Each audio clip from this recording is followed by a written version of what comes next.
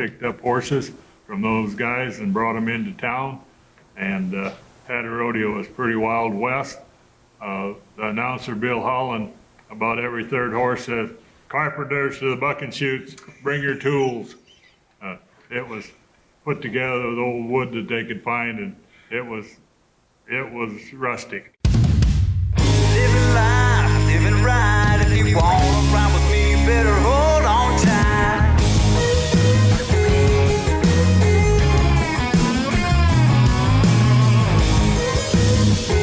All right. Gas is calling for wild rides. The forecast is calling for wild rides. It might be sunny and blue skies, but the forecast is calling for wild rides. I'm Dale Polkey with Dakota Community Bank and Trust, and I'd like to welcome you to this episode of Wild Rides.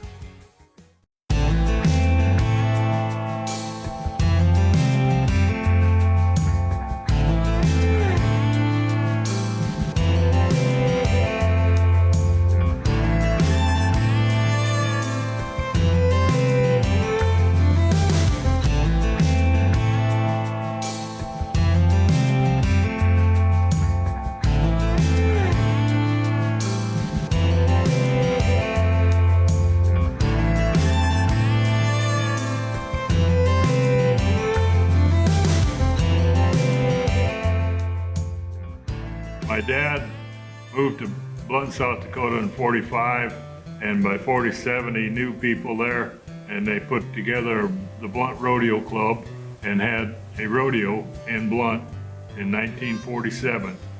They trailed horses in from our ranch and stopped by two other places and picked up horses from those guys and brought them into town, and had a rodeo. It was pretty Wild West. The announcer, Bill Holland, about every third horse said, "Carpenters to the bucking chutes, bring your tools." It was put together with old wood that they could find, and it was rustic. After being in that for 2 years, they started doing a little better rodeos, and he got partners, Art Cowan from Highmore and James Sutton from Oneida. And it was Korkow, Sutton, and Cowan for several years. And then Mr. Cowan had the bulls. After a while, he got tired of it, and Herb and James bought his bulls, and they called their little deal Korkow Sutton. In 1958, they were getting pretty big in their, in '54, my dad started the South Dakota Amateur Rodeo Association, which is going strong yet today. But they got bigger than that, so they entered the PRCA, got their cards in 1958. We did probably, we did 3 national high school rodeos and 2 national college rodeos in that time frame. In 1958 through about 64 or 5, Mr. Jim Sutton wanted to be his own boss and not take orders from my dad, so the Suttons broke off, and it was Korkow Rodeo and Sutton Rodeo, and that's the way it is yet today. He was a slave driver. I was taken out of 5th grade in the spring early and took me out to a field and put me on a tractor dragging a big field. I was dressed for school, and it was spring, and I about froze to death out there. And he got the field drug, and that was all that mattered. In the 8th grade, he came and got me out of school, and there was a load of truck. He was in the trucking business, livestock hauling. He took me down to his shop, and there was a truck there loaded with fat cattle. Get in there, he gave me $1, get in there and go to Sioux City, Iowa. You have to go to the stockyards. He gave me a sheet of paper that said, had the name of the guy that owned the cattle and the name of the commission firm they were supposed to be checked into. And he said, better get going, it's getting late. that time it was 14.5 hour trip just to Sioux City to the stockyards. And you're in 8th grade? Yeah. Fortunately, South Dakota was one of the very last states in the United States to have driver's license. And I was stopped several times for no driver's license and didn't need one. Port of entry in Kansas, there were 4 of us went in there with trucks and loaded going on south. And the 3 old guys got up at the counter where there were 3 men behind there, and then there was another desk over here with a kid. And I had to go to him. I had all my paperwork, laid it out in front of him, and he said, "I don't care about that. I want to see your driver's license." I said, "I don't have one." He said, "I knew it. You're too young." And I said, "Oh, I don't have one because I don't need it. Or everybody needs a driver's license." We went on and on. Finally, he asked one of the guys up there at the counter, he said, "This kid says he don't need a driver's license." The old boy said, "Well, he's right. They're from South Dakota. They don't have driver's licenses." I told the kid, "Those 3 guys there don't have licenses either." "Oh yeah, they're old enough." No. So as an 8th grader, were you a big kid?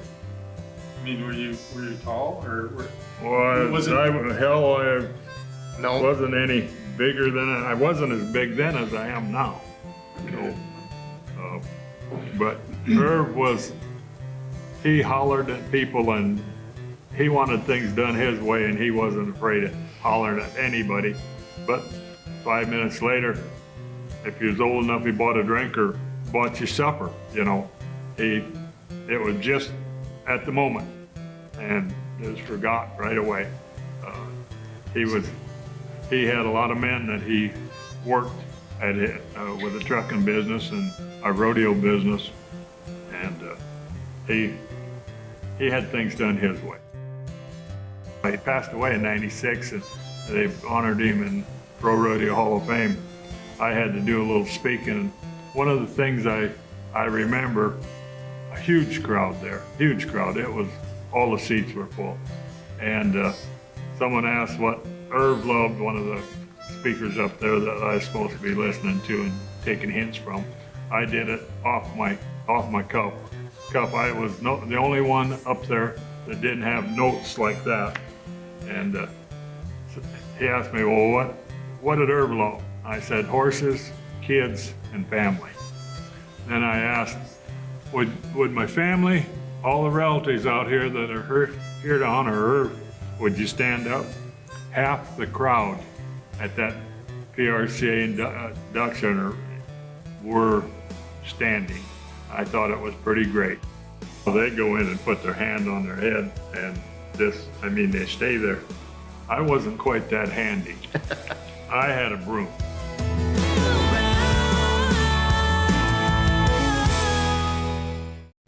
Demand for land in central and western Nebraska has rarely ever been as strong as it is right now.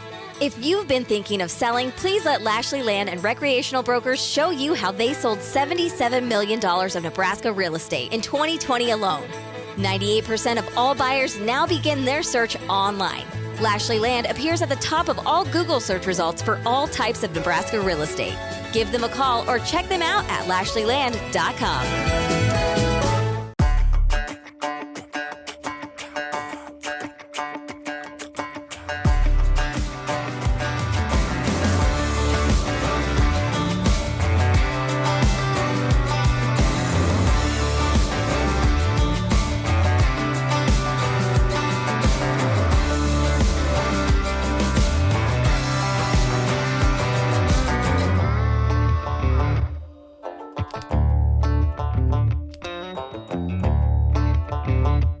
Dakota Community Bank and Trust is your leading ag lender.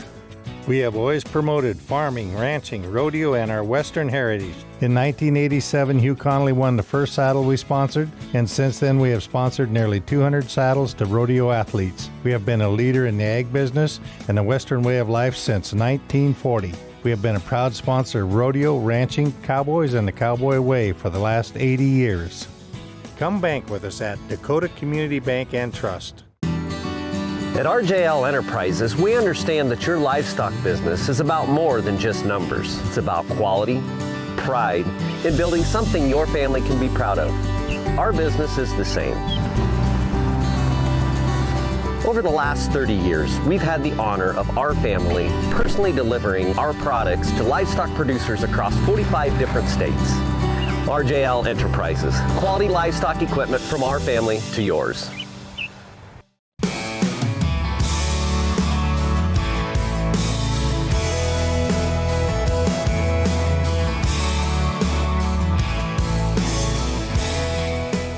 Early on, like in through high school, so I was in sports all the time, and we didn't, I mean, we had, like Dad said, North and South Dakota rodeos and stuff, and we've been going to Hastings, Nebraska for like 30 years now and stuff, but so it was kind of just local rodeos, but then we had all our 4-H rodeos. That we still do a bunch of 4-H rodeos here in South Dakota.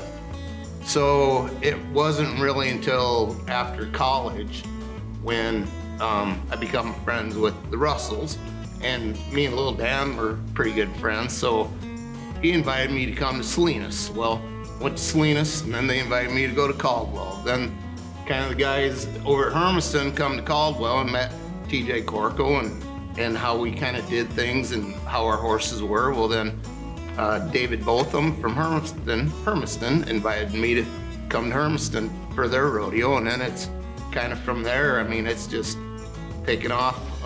Got to become best friends with Stace, and then started going to Ogden and then Cheyenne, and then we started going to Ellensburg and Puyallup, we went to Pendleton about 20 years, and so you kind of got out in the Northwest, and they kind of saw your stuff, and while you're in the area, well, this rodeo's next, and so they invite you, and that's kind of, it just started. I used to get the boat in the summer and have fun. Now I just go to rodeos and go to their golf tournaments and have a little fun at them rodeos. Don't get the boat around here anymore.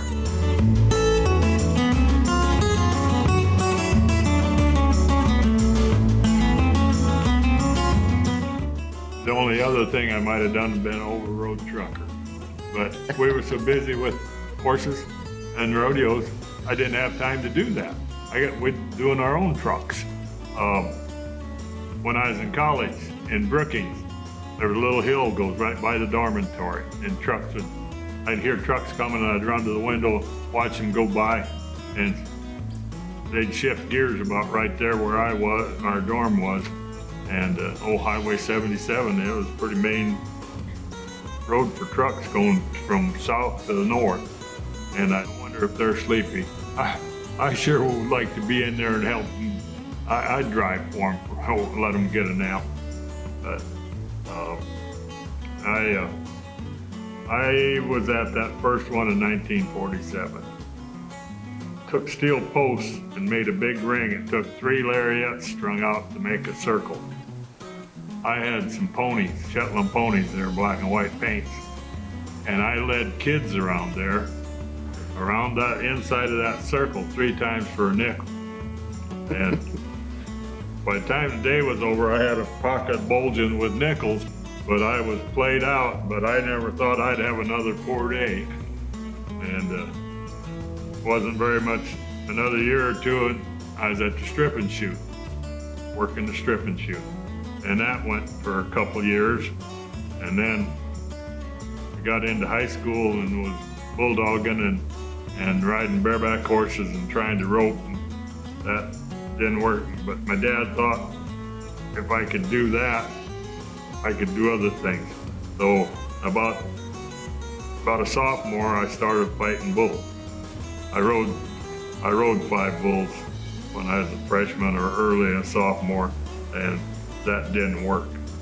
I got on 5 of them. Ooh, 5th one hurt me, so that was it.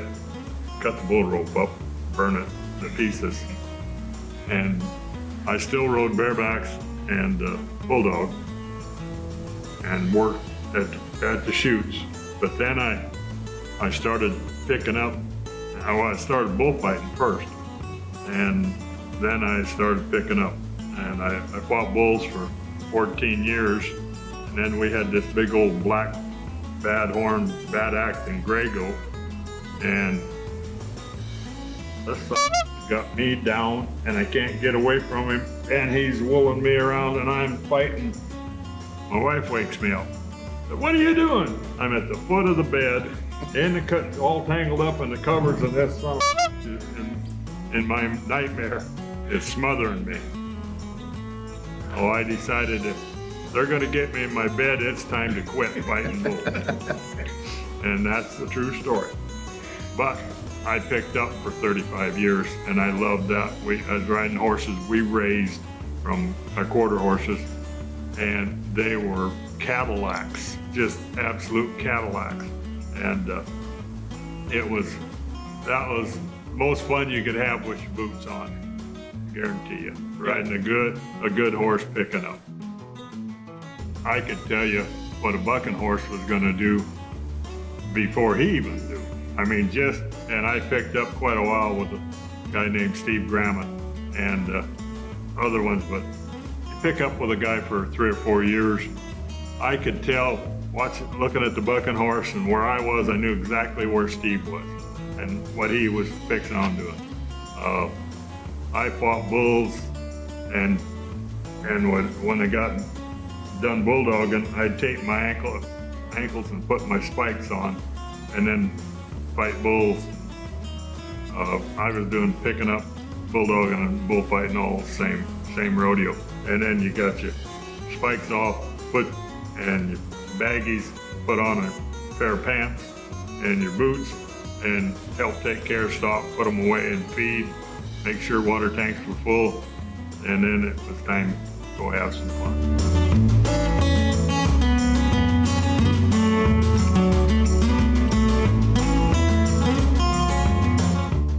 I'm watching these guys now, they go in and put their hand on their head, and they stay there. I wasn't quite that handy. I had a broom, and that broom was not afraid of anything. And you put that broom on a bull's head, he shuts his eyes and slows down, maybe even backs up. And it's the same way these guys are doing today, coming in, putting their hand on the head. But I was scared, so I stayed back length of my broom handle. So when you were did the same thing. Yeah. When you were fighting bulls, was it just you by yourself? Or was it two? Quite a lot of the times, yes. But then we got to doing rodeos like Deadwood, and they hire Wick Pep, Skipper Wass. I fought bulls with some pretty handy guys, and they never teased me about my broom. Get to talking to people, and where are you from? South Dakota. Oh, God, I wish we had your governor.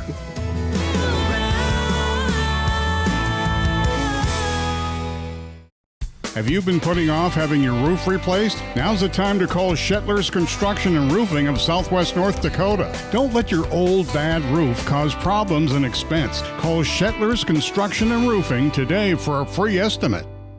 Big Boy Toys.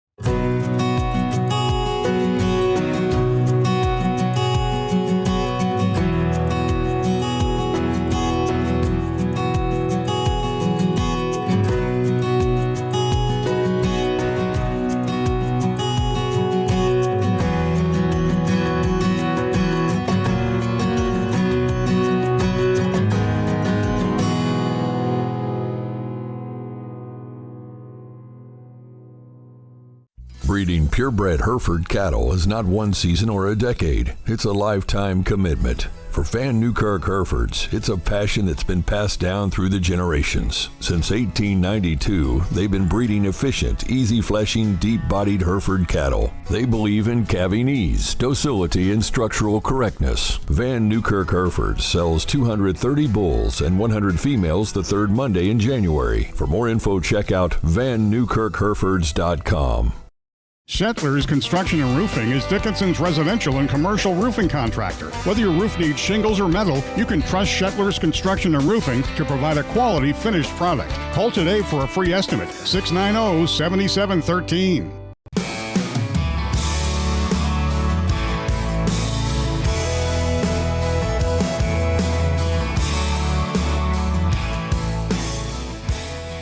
The first rodeo she carried a flag in was our rodeo at Aberdeen, South Dakota.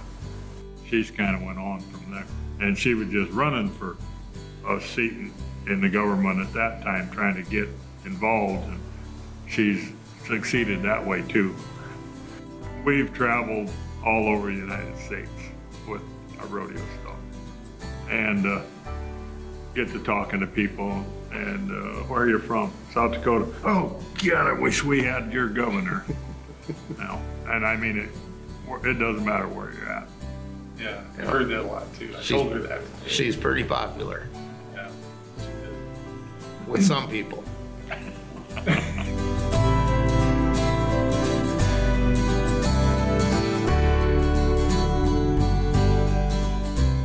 When I go to the Northwest, maybe when I go to St. Paul, because it's kind of the beginning of the year, especially after a COVID year, didn't have a lot of trips on my young horses last year.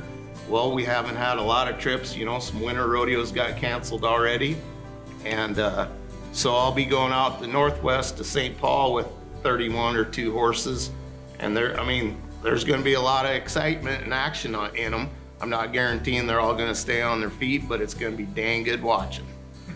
And then after St. Paul, you kind of get a few more outs on them. And by the time I go back up to Hermiston and Gooding and then Ellensburg and Puyallup and them, I'll have a pretty good truckload of horses that they do their job every time the gate comes open, and unless something happens on the other end.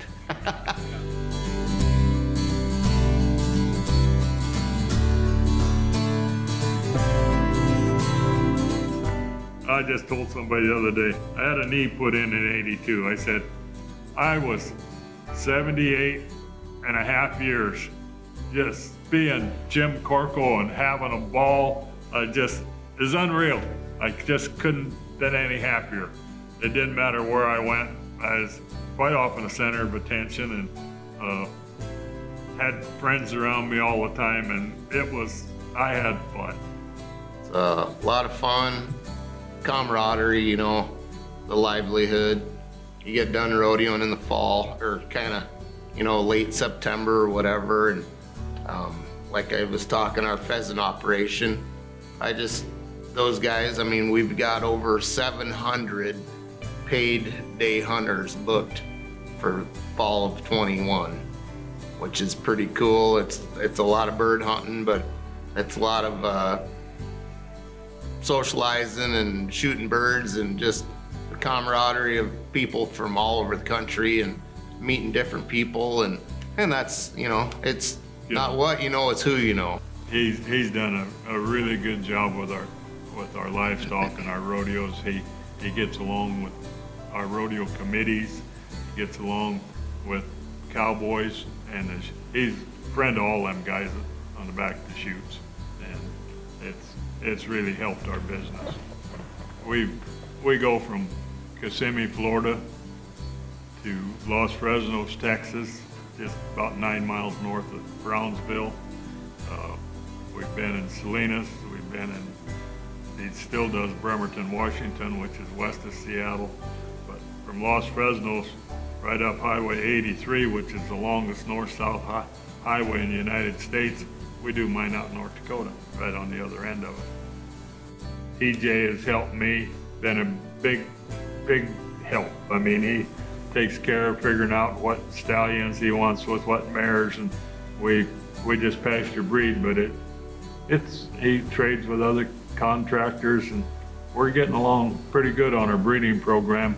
We got the Remuda award from the PRCA, and it's been great. Hell of a life.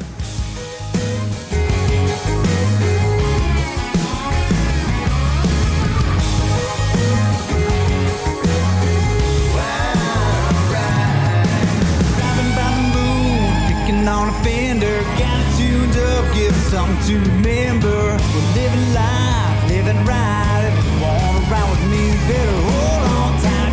Driving by the moon, picking on a fender.